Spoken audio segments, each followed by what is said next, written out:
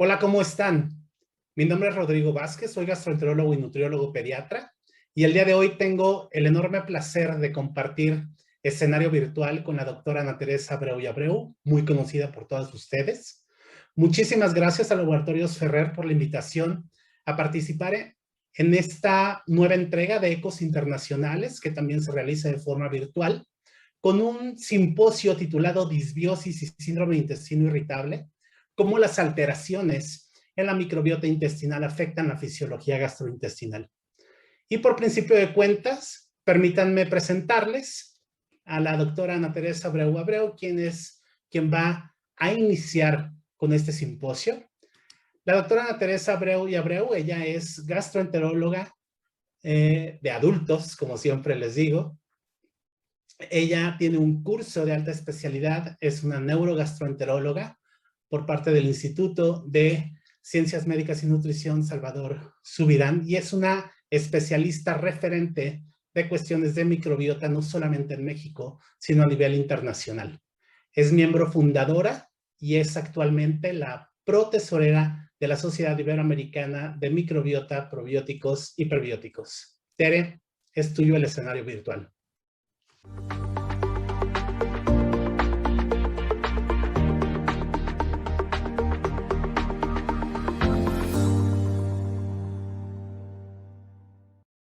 Muchas gracias, Rodrigo, por tus palabras de presentación. Para mí es un gusto poder participar en este foro en el que Ferrer nos da oportunidad en este 26ª edición de ECOS de la AGA. Vamos a hablar sobre disbiosis en el síndrome de intestino irritable, un aspecto importante porque es una manera de entender y de tratar el síndrome de intestino irritable desde un distinto racional al que hemos estado acostumbrados, como veremos en el transcurso de la charla. Vamos a hablar de esa longitud de un órgano que tiene una longitud excelsa, donde hay un borde mucoso que está en interacción constante y dinámica con un borde epitelial caracterizado de forma normal por una barrera competente con adecuada vecindad entre las estructuras celulares, donde a nivel intraluminal encontramos toda una microbiota intestinal compuesta por bacterias, virus, hongos, arqueas y ciertos protozoos, así como estructuras alimentarias y también la presencia de ciertas inmunoglobulinas. Por debajo de ellas se encuentra toda un área encargada de una respuesta inmunitaria, donde encontramos también estructuras celulares como son las células dendríticas, los macrófagos, mastocitos, linfocitos T y B, que están encargados de un aspecto inmunitario y también de llevar a cabo metabolitos, de identificar metabolitos que van a estar en interacción con el sistema nervioso entérico y comunicación con el sistema nervioso central, así como con la barrera hematoencefálica. Recordar que la adhesión que existe entre los enterocitos es un elemento básico y que ese borde epitelial es también un órgano que tiene una actividad enteroendocrina y nuestro mejor ejemplo, por supuesto, es el de la serotonina. Si enfocamos el aspecto del síndrome de intestino irritable desde la fisiopatología, como actualmente la conocemos, podemos entender que a nivel de la luz intestinal hay estructuras como sales biliares, microbiota intestinal, partículas alimentarias y van a estar en estrecho contacto con el borde epitelial dependiendo de esas estructuras por vías paracelulares y transcelulares.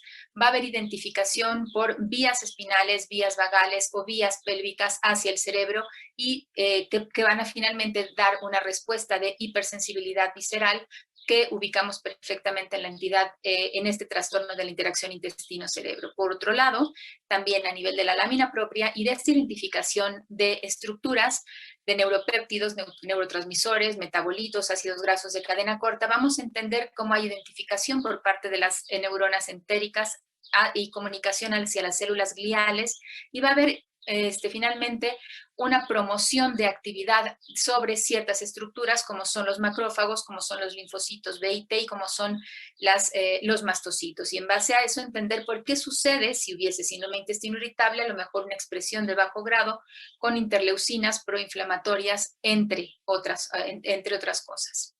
Recordemos este gráfico tradicional en el que siempre nos han hablado que el síndrome de intestino irritable era una entidad supratentorial y de las mujeres donde había habido aspectos familiares anómalos de forma temprana en la vida y un estrés crónico y factores psicosociales, de alguna u otra manera un contexto en cierta forma peyorativo hacia los pacientes.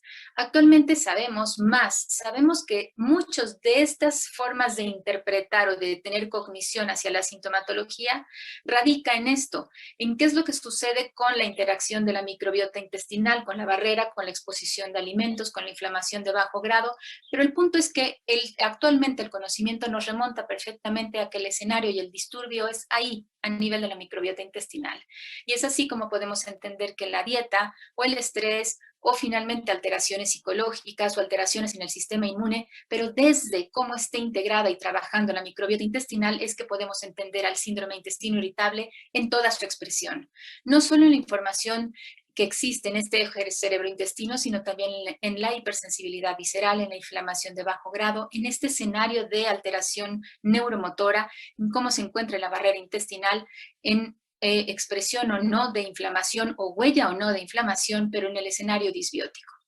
En un trabajo seminal, Mirjana Rajilic muestra cómo en los distintos subtipos de síndrome de intestino irritable, las muestras de materia fecal de pacientes adultos con síndrome de intestino irritable era distinto en aquellos que tenían predominio de estreñimiento, predominio de diarrea o alternancia. El punto es que había sobreexpresión o una infraexpresión de distintos grupos celulares. Y aquí es a donde nos remontamos al objetivo de la charla, hablar de disbiosis. Definir disbiosis como una alteración en la composición y en el funcionamiento de la microbiota intestinal que está impulsado por un conjunto de factores que por supuesto pueden ser ambientales, pero que están relacionados de manera inherente al hospedero, a nosotros como seres humanos.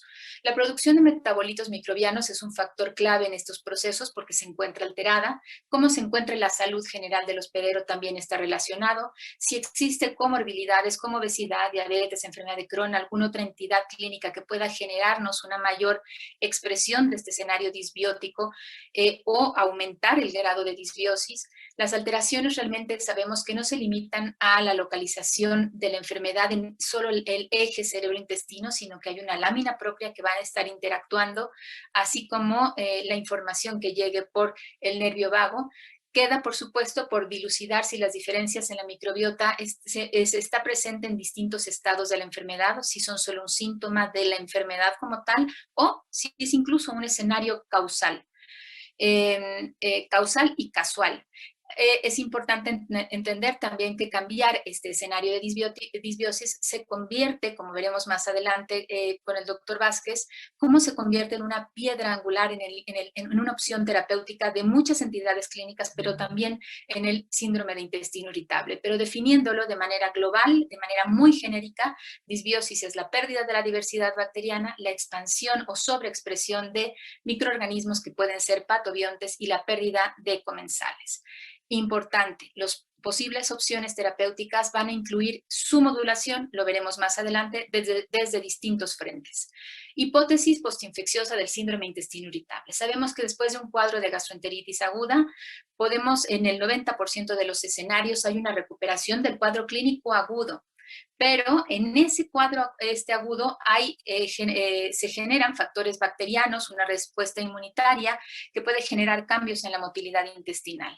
¿Qué pasa con el 10% de los pacientes que suelen tener un cuadro de gastroenteritis aguda? Van a resolver el cuadro agudo, pero se van a quedar con una inflamación de bajo grado, con una alteración en la microbiota intestinal que va a dar señales anómalas hacia la barrera hematoencefálica, hacia el nervio vago y hacia las vías espinales. ¿Cómo tenemos documentado esto? Sabemos que la microbiota de los pacientes que tienen síndrome de intestino irritable comparativamente de los sanos, dependiendo, este es un metaanálisis que involucró 24 estudios con más de 1.400 individuos, con distintas técnicas de estudio de la microbiota intestinal, hay cosas contundentes que se han visto o con un común denominador, que es que todos los pacientes, tengan el subtipo que tengan de síndrome de intestino irritable, van a tener un incremento en el gran grupo de las proteobacterias. Cuando se analizaron por familia, por género, por especie, se demostraron variaciones. Por ejemplo, puede haber una mayor expresión de bacteroides o de enterobacterias o de lactobacillus cecaes, o bien puede haber una menor expresión de alistipes o de bacteroides vulgatus de manera muy puntual, o de fecalibacterium o de los grupos de bifidobacterias. Es por eso que el síndrome de intestino irritable se ha estudiado mucho desde ese escenario postinfeccioso como una huella que deja un índice disbiótico. Esto es un índice de disbiosis. Este es un estudio que, bueno, son 3 estudios, los 3 de Yalanka, donde evaluaron a pacientes que se recuperaron de un cuadro de gastroenteritis infecciosa, pero que desarrollan síndrome de intestino irritable, comparan ambos contra controles sanos y encuentran que existe un cambio consistente en 27 taxas bacterianas que van a distinguir el escenario del de diarrea común de aquel que es postinfeccioso comparado contra controles sanos. Y otro aspecto muy importante es la expresión de una unidad o de un elemento proinflamatorio que son los linfocitos o TLR4 que están más asociados a este escenario de inflamación. Recordar que en estos estudios, además de identificar las taxas que estaban alteradas, se ubicaron que los metabolitos, sean ácidos grasos de cadena corta o incluso el pH intestinal, cambio en el rango que debía haber de las sales biliares primarias y secundarias, así como la producción de gas en cada uno de ellos,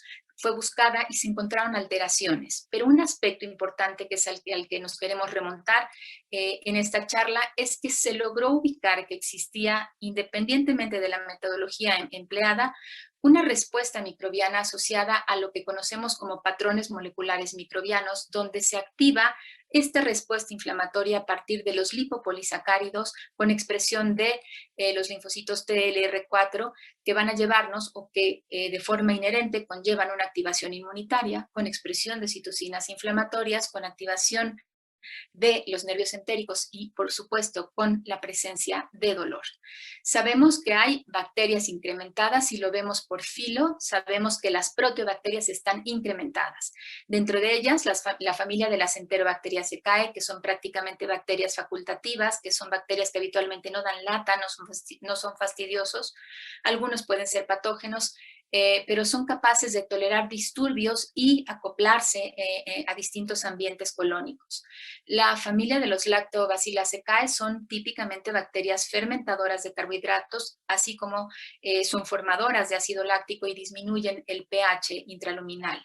Y hay algunas otras bacterias que pueden estar disminuidas. Por ejemplo, del orden de los clostridiales, sabemos que Fecalibacterium prausnitzii, que ubicamos como una bacteria antiinflamatoria, es el principal productor de butirato, también está decrecida. Y en el género de las bifidobacterias también existe una alteración con el concomitante beneficio sobre algunas cepas probióticas que están dirigidas a este grupo de las bifidobacterias.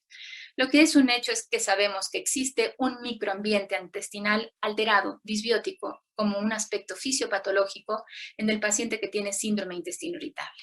De manera local, a nivel intraluminal, sabemos que existe por esta disbiosis una alteración en la absorción de las sales biliares, pero a nivel de la lámina propia sabemos que existen señales anómalas que van a mandar información por vías vagales, por vías inmunitarias y también, por supuesto, por la barrera sangre-cerebro, por la barrera hematoencefálica, así como por la percepción de los nervios intrínsecos, van a mandar información hacia el cerebro. El cerebro va a ubicar que existen en las áreas donde registra y controla sensación, emoción, dolor, y la modulación de los mismos va a buscar expresión en base a lo que desde el intestino se está produciendo, y esto puede estar desencadenado por un proceso infeccioso previo, sea bacteriano, sea viral, incluso protozoico, más aspectos genéticos, así como aspectos psicosociales que van a ser los que le den una connotación cognitiva a la sensibilidad. Y los alimentos, ¿por qué mencionarlos? Porque todos les sugerimos restricciones alimentarias a nuestros pacientes que tienen síndrome de intestino irritable, porque pueden presentar una alteración o exacerbar a lo mejor una mayor sensibilidad o motilidad o secreción, y esto tiene que estar vinculado. Cuando nosotros tratamos síndrome de intestino irritable, tenemos que tratar el escenario de dolor, el hábito intestinal, pero cada vez más vamos dirigiéndonos hacia este escenario donde tenemos que cuidar la fermentación, el tipo de bacterias, la producción de gas, la posibilidad de mermar el proceso inflamatorio, y como ustedes pueden ver en cualquier subtipo de síndrome de intestino irritable, se sugiere el empleo de cepas probióticas específicas. Hago un apartado en alimentos y síndrome de intestino irritable. Siempre los restringimos y cada vez sabemos más. Sabemos que el alimento per se tiene acciones osmóticas, químicas, mecánicas, neuroendocrinas, probióticas, prebióticas, posbióticas, por supuesto.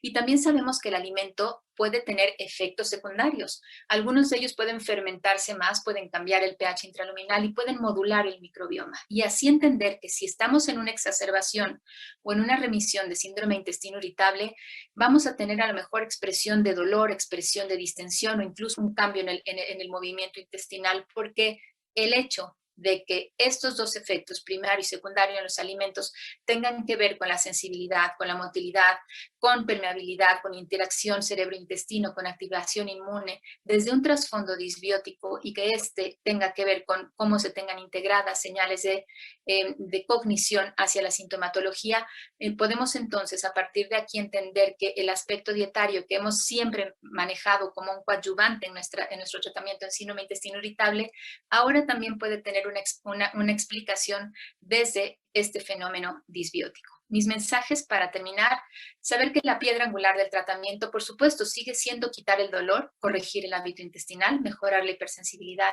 visceral en todos los pacientes que tienen síndrome de intestino irritable, considerar, por supuesto, en estos escenarios, tanto en hipersensibilidad o a lo mejor en tránsito intestinal o incluso en el dolor, cepas probióticas específicas. Esto es un aspecto que veremos a profundidad más adelante. Debido a que el microbioma tiene distintos mecanismos complejos en aspectos metabólicos, de inmunidad, en la interacción intestino-cerebro, en el sistema endocrino y otros sistemas, es importante que entendamos que el paciente que tiene síndrome de intestino irritable tiene una entidad multifactorial, pero que podemos tratarla con coadyuvancias desde distintos frentes con el objetivo de lograr equilibrios extraintestinales, que eran los que habitualmente hacían que diéramos una impresión peyorativa hacia nuestros pacientes. Y por supuesto, prácticamente parte del tratamiento actual va dirigido ¿en qué? En modular la microbiota intestinal.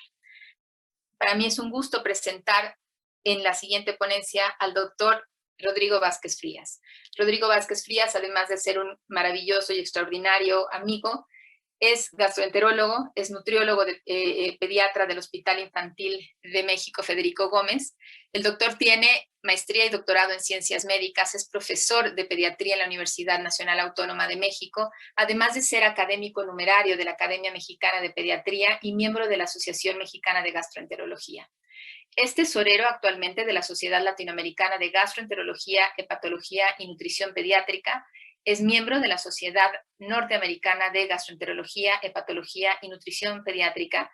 Actualmente compartimos la mesa directiva, siendo fundadores de la Sociedad Iberoamericana de Microbiota, Probióticos y Prebióticos, donde actualmente además él funge y tiene la responsabilidad de ser vocal para México y Centroamérica. Bienvenido, Rodrigo, un gusto aprender de ti.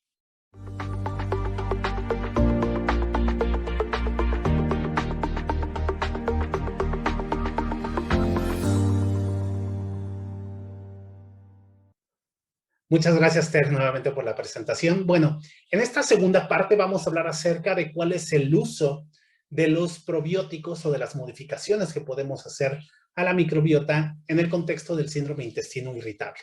Ya Tere nos platicó de forma muy amplia cuál es este marco conceptual a través del cual entendemos el síndrome de intestino irritable como muchos otros trastornos de la interacción del intestino con el cerebro.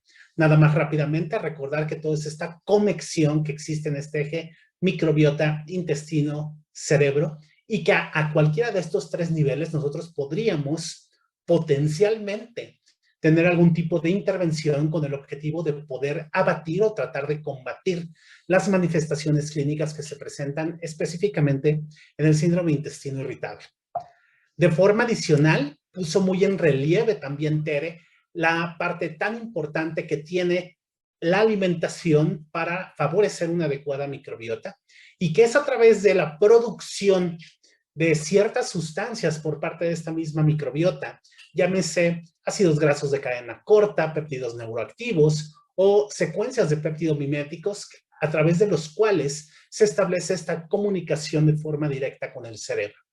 De tal forma que sería susceptible de que si yo modifico la microbiota, podría tener algún tipo de interacción con este cerebro, con este eje cerebro, con este eje microbiota intestino-cerebro y potencialmente tener algún tipo de eficacia.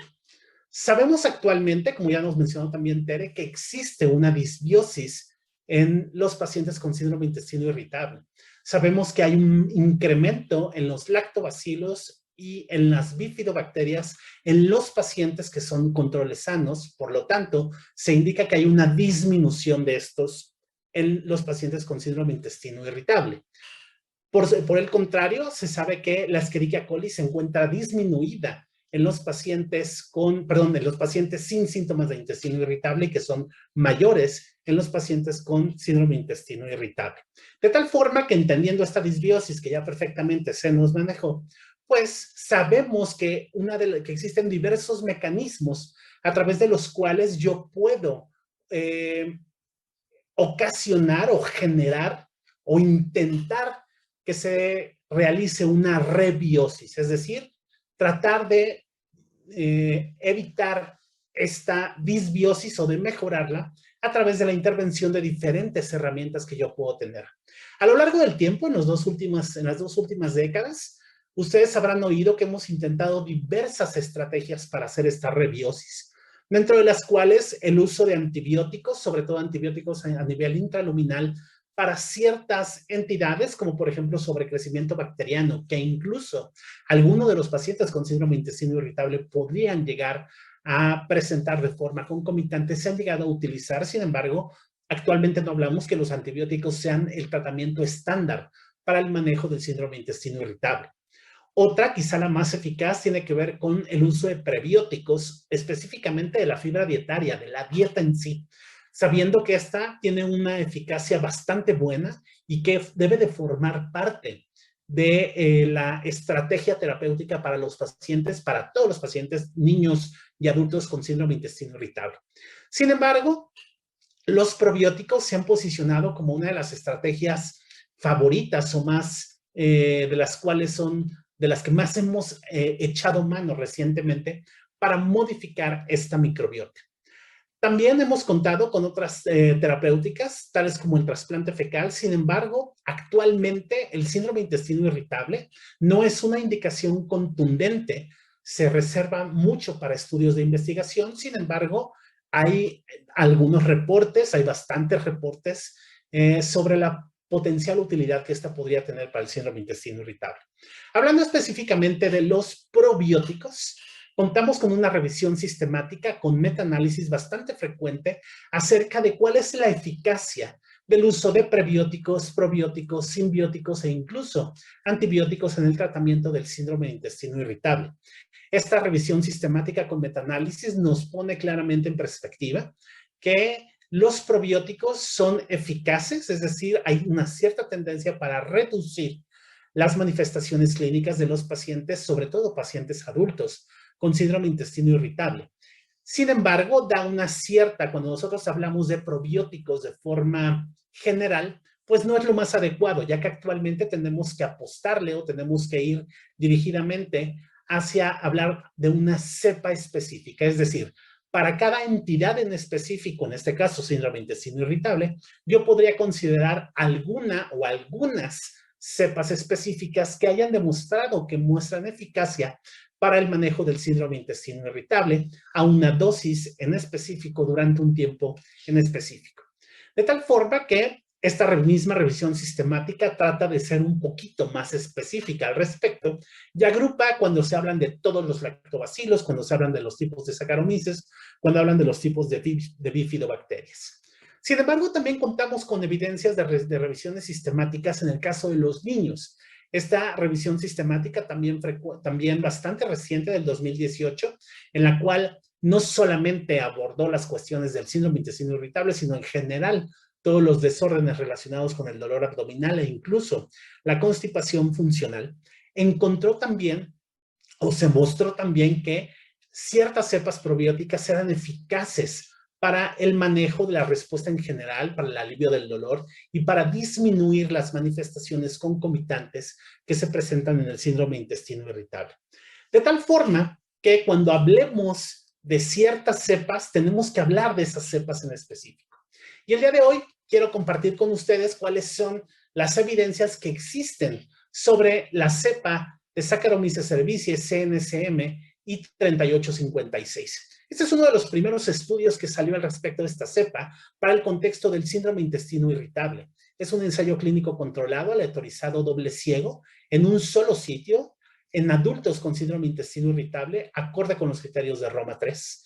El estudio duró 13 semanas, 2 semanas de forma basal, 8 semanas de administración del probiótico del placebo y 3 semanas de seguimiento, en el cual se les administró 500 miligramos de Saccharomyces cerevisiae, CNCM y 3856, es decir, 8 por 10 a la 9 de unidades formadoras de colonia por gramo.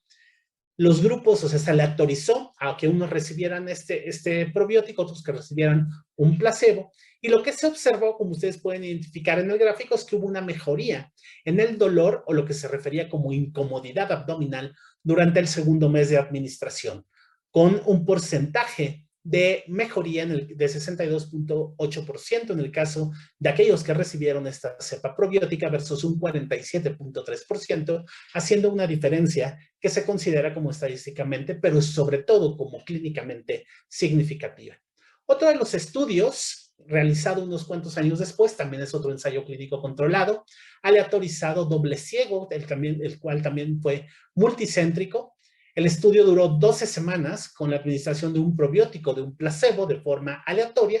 Se le dio la misma dosis que con el estudio anterior y como ustedes pueden identificar, el grupo de Spiller demostró claramente cómo Saccharomyces cerevisiae, CNCM y 3856 mejoran los síntomas gastrointestinales en los pacientes con síndrome de intestino irritable, sobre todo o de forma muy específica o más contundente cuando la variedad era del tipo de estreñimiento, es decir, síndrome de intestino irritable, variedad de estreñimiento.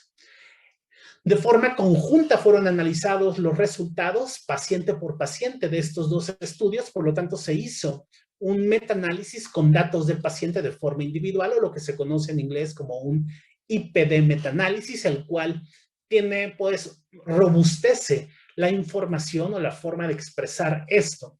Y lo que se hizo fue este pequeño metaanálisis juntando estos dos y tomando los diferentes subgrupos de síndrome de intestino irritable con el objetivo de evaluar de forma mucho más objetiva cómo se encontraron estos. Y lo que se encontró es que evidentemente el promedio de consistencia de las evacuaciones diarias en el caso de aquellos que recibieron Saccharomyces cerevisiae, CNCMI 3856, fue mucho mejor en comparación a aquellos que recibieron probiótico y específicamente en el caso de síndrome de intestino irritable variedad estreñimiento. De forma posterior se realizó otro ensayo clínico controlado, aleatorizado, simple ciego, en un solo sitio en adultos con síndrome de intestino irritable. El estudio duró 8 semanas de administración del probiótico o bien del placebo y recibían una dosis similar o de una dosis, la misma dosis que se había reportado en los estudios previos. Y lo que se observó en este estudio, como ustedes pueden observar, es que el puntaje de dolor abdominal, es decir, el promedio cuando se le da una asignación de qué tanto se presenta este dolor abdominal, como ustedes pueden ver en la semana 0, se encontraba muy similar en ambos grupos y conforme fue pasando el tiempo, la disminución en este puntaje de dolor abdominal, lo cual se traduce de forma directa sobre la mejoría de la sintomatología del síndrome de intestino irritable, fue mucho mayor en el caso de los pacientes que recibieron Saccharomyces cerevisiae, CNCMI 3856, haciendo de forma patente y de forma consistente con los estudios previos que existían, que esta cepa en específico puede ser de utilidad para el manejo adyuvante de los pacientes con síndrome de intestino irritable. De tal forma que concluyendo en esta cuestión desde el punto de vista de abordaje terapéutico con el uso o modulando la microbiota con el uso de los probióticos, podemos concluir que existe un racional del por qué mediante la modulación de la microbiota se puede tener un impacto sobre el síndrome de intestino irritable, que existe evidencia de ciertas cepas probióticas para el manejo del síndrome de intestino irritable tanto en adultos como en niños, y que al menos 3 ensayos clínicos controlados, aleatorizados y un metaanálisis de estos ponen en evidencia la utilidad de Saccharomyces cerevisiae, CNCMI 3856 en el manejo de los pacientes con síndrome de intestino irritable. De tal forma que a continuación tendremos algunas preguntas por si ustedes tienen alguna en específico, nos las hagan llegar.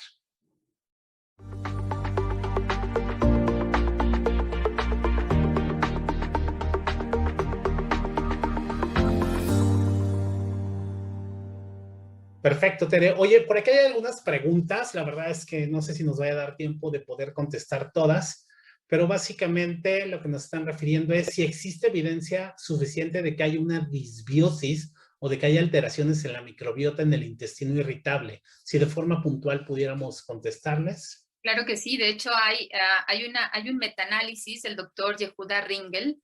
Él en el 2000, si no me equivoco, 2018, 2019, hizo una revisión, un metaanálisis donde nos ubica en este contexto de 10 años de conocimiento de la microbiota, de cómo se ha estudiado al síndrome de intestino irritable desde distintas fases. Lo divide en primera línea, segunda línea, tercera línea, ubicando el escenario postinfeccioso, el de sobrepoblación bacteriana como de primera línea. En segunda línea, los cambios que se ven en la población en los estudios de síndrome de intestino irritable, que fue parte de lo que mostré en la charla sobre los trabajos de Mirjana Ray-Hillich y algo de lo de Jalanka. Pero los de tercera línea, que es prácticamente en la fase en la que nos encontramos actualmente, así como estudios de Jalanka y Pimentel, han demostrado que existen fenómenos disbióticos distintos en intestino delgado y en intestino grueso, pero aquí va enfocado desde los aspectos, desde los metabolitos, qué es lo que está sucediendo en citocinas proinflamatorias, en ácidos grasos de cadena corta, en expresión a lo mejor de las bacterias que están asociadas a la densidad del moco. Por supuesto que hay cada vez una robusta información de que este fenómeno disbiótico existe en síndrome de intestino irritable y aún más las repercusiones que suceden a nivel local. Oye, Tere, aprovechando esto que estás mencionando, y me gustó mucho cómo lo manejaste con la cuestión de lo de la dieta y que también yo lo dije en esta cuestión, hablando de que una de las maniobras más importantes que tenemos en general, independientemente de que tengamos intestino irritable o no, de las maniobras que tenemos para modular la microbiota es a través de la dieta, lo que son los prebióticos. A veces a la gente se le confunde esto de que cuando hablamos en dieta y piensan que el prebiótico tiene que ser algo comercialmente disponible. ¿Podrías comentar algo al respecto de cuál es la relevancia que tiene esto y específicamente en el síndrome de intestino irritable? Claro, bueno, recordar que el trasfondo, la función principal del intestino es fermentar. ¿Y qué tiene que fermentar? Los carbohidratos. Entonces, los carbohidratos de la dieta son prácticamente el elemento con el cual mejor podemos trabajar. La fermentación es el aspecto clave para que nuestra microbiota forme distintos ácidos grasos de cadena corta. Y no sé cómo lo manejen ustedes, es alguna de las preguntas ahorita que te voy a hacer en base también a lo que estoy viendo aquí. ¿Cómo cambia en pediatría este aspecto, sobre todo de restricciones de carbohidratos tan necesarias en niños? Para nosotros, en el adulto, lo que buscamos es quitar alimentos altamente fermentadores. En algunos escenarios, considerar la dieta sin FODMAPs, sabiendo de antemano que es una dieta que puede repercutir en un grupo de bacterias que son formadoras de butirato, que son las bifidobacterias, pero realmente un alimento o sea, hay prebióticos como tal, como los GOS, como manonoligosacáridos, galactoligosacáridos, fructoligosacáridos, pero también los prebióticos los adquirimos de nuestra dieta, en cereales, en fibra, en fruta, en verduras. Entonces, realmente el aspecto dietario aquí es muy, muy importante, o sea, decirle al paciente, puedes comer y solo temporalmente puedes evitar algunos alimentos que te generen alguna sintomatología. En pediatría, por ejemplo, me están preguntando que si podemos dar estas dietas de restricción en niños a la par de lo que hacemos en adultos. Aquí yo pensaría de manera inicial, nosotros ya estamos formados, pero a los niños les falta todavía mucho. Te dejaría ahí la pregunta. No, totalmente de acuerdo. Y ese es un punto, ¿no? Ya sé que a lo mejor están hasta el coco de que siempre digamos que los niños no son adultos chiquitos. Y es una realidad, no todo lo que aplica en los adultos es aplicable en los niños porque nosotros tenemos que tomar en cuenta precisamente que en ciertos momentos, o sea, que el niño está en una fase de crecimiento, de desarrollo, pero sobre todo en ciertas fases donde el intestino irritable en niños es mucho más frecuente, como es la adolescencia, también ocurre un proceso muy importante de crecimiento acelerado. De tal forma que dietas restrictivas, es decir, estas dietas bajas en FODMAPs, en realidad hasta el momento actual no están recomendadas, no están indicadas. Ojo, no quiere decir que eventualmente no vaya a haber información que pueda mostrar que sirven, porque hay estudios, sobre todo del grupo de Chumpitasi, en el cual ponen claramente que se puede funcionar.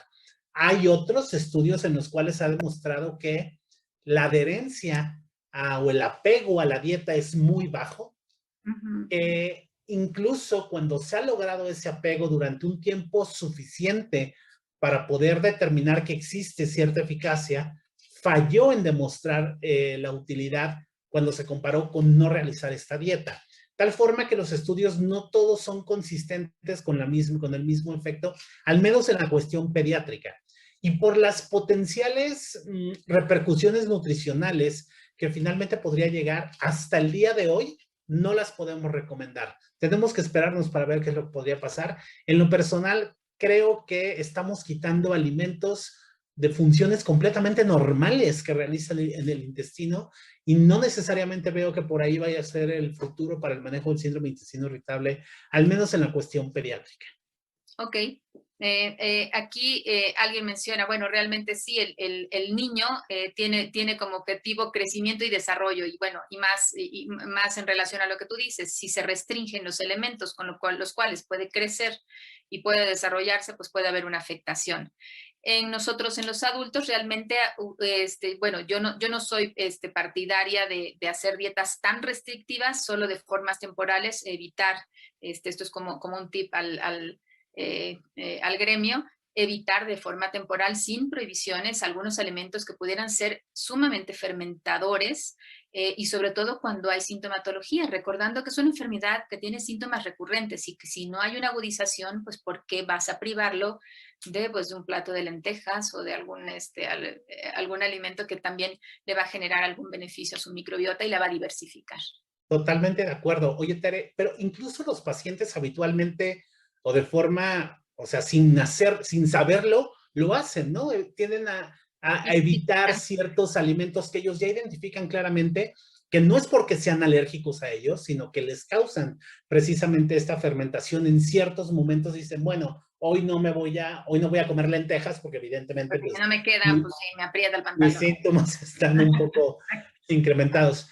Tere, nada más por último, están preguntando si verdaderamente podemos recomendar probióticos para el manejo del síndrome de intestino irritable. Por supuesto, yo creo que finalmente ver a los probióticos como una coadyuvancia es un elemento clave para nuestro arsenal terapéutico. Pero no te diría que probióticos en general, te diría cepas probióticas en específico. Si hablamos de un Saccharomyces cerevisiae, 3856 de manera muy puntual, nos vamos más hacia esos escenarios de dolor y de estreñimiento y para tener una mayor ganancia terapéutica en este nicho en particular. Este es un aspecto importante por el potencial y los estudios que tiene esta cepa en la interacción intestino-cerebro, en la producción de ciertas moléculas que ayudan además de mejorar procesos de fermentación y mejorar el tránsito intestinal. En algunos otros escenarios, algunas otras cepas probióticas, por supuesto, dependiendo del subtipo y de cómo se encuentra nuestro paciente. Esta es la ventaja que nos dan los probióticos, que nos permiten ubicar la sintomatología y hacia dónde vamos a dirigir esa coadyuvancia. Y considerar que de forma, aunque bien hemos estado expuestos en los últimos años a estas negativas por parte, sobre todo de los grupos americanos, más no de los europeos ni de Canadá, más de los americanos, de donde se ha descalificado mucho el beneficio de los probióticos, pues recordar que es difícil integrar a todo o homogeneizar a todos los estudios y tener un resultado cuando estamos hablando de microbiota, porque las secuenciaciones, cómo se obtienen las muestras, si son cultivos, si son biopsias, son totalmente distintas en cada uno de los estudios. No sé, tú ahí también qué puedas aportar. Sí, totalmente de acuerdo. Creo que el concepto de cepa especificidad tiene que quedar muy patente, ya tiene que integrarse en nuestra forma de hablar siempre de los probióticos en nuestro lenguaje, o sea, no es hablar de probióticos de forma genérica, sino de hablar de las cepas en específico y de cuáles han mostrado esa evidencia, ¿no? Totalmente de acuerdo. No podemos equivaler todas las proclamaciones que se hacen a nivel internacional como si fueran solamente basadas en la verdad de un grupo de unos cuantos, de tal forma que hay evidencia contundente para ciertos padecimientos, tal forma que tenemos que seguir adelante con esto. Pues yo creo que en aras del tiempo, Tere, vamos a dejar aquí porque ya nos hemos excedido un poquito, pero muchísimas gracias. Si quieres dar algún mensaje final para redondear todo este tema, estamos gustosos y unos segunditos más. Unos segundos. Gracias, Rodrigo, por haber dado que hayamos podido participar ambos en este escenario virtual de ECOS. Gracias a Laboratorios Ferrer por acercarnos y poder permitirnos este trecho académico. Pues muchísimas gracias y pues no es un adiós, nos vemos en la siguiente. Hasta luego.